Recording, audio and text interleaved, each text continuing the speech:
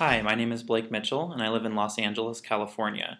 Although I haven't lived here very long, I just moved here in January from outside of Atlanta, Georgia. That's where I grew up and was raised and went to college.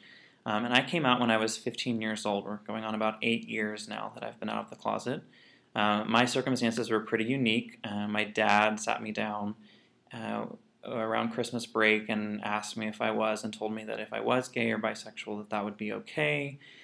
And that I just need to be honest, and that my mom and some other people may struggle with it, but that I, had acceptance in him. And at first I wasn't ready to tell him or even myself. I grew up in a very conservative community.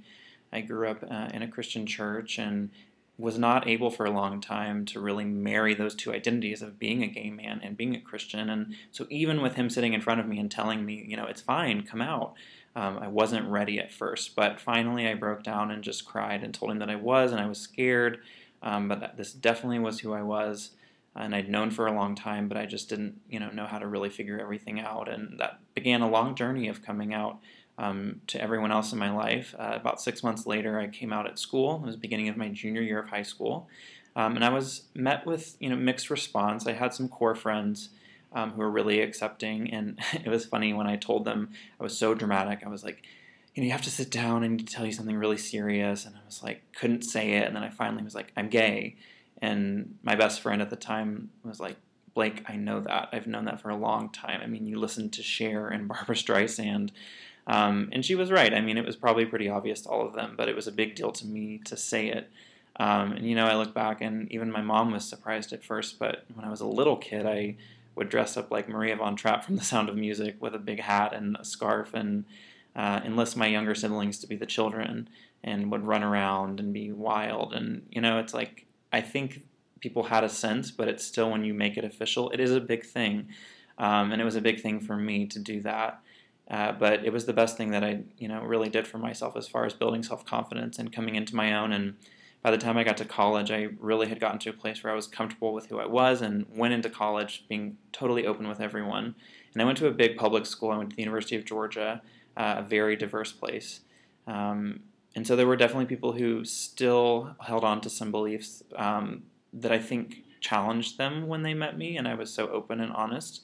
But for the most part, I had a really great experience. People were very open to me and who I was, and I think it was because I didn't lead with that. That wasn't my primary identity. It was just a piece of who I was.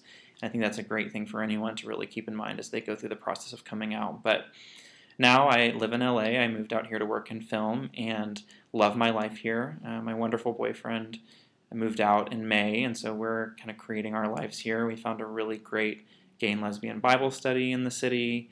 We're getting plugged into some great organizations like the Trevor Project, and just have a great, community of people here who really love us and accept us as a couple and look at us no differently than anyone else.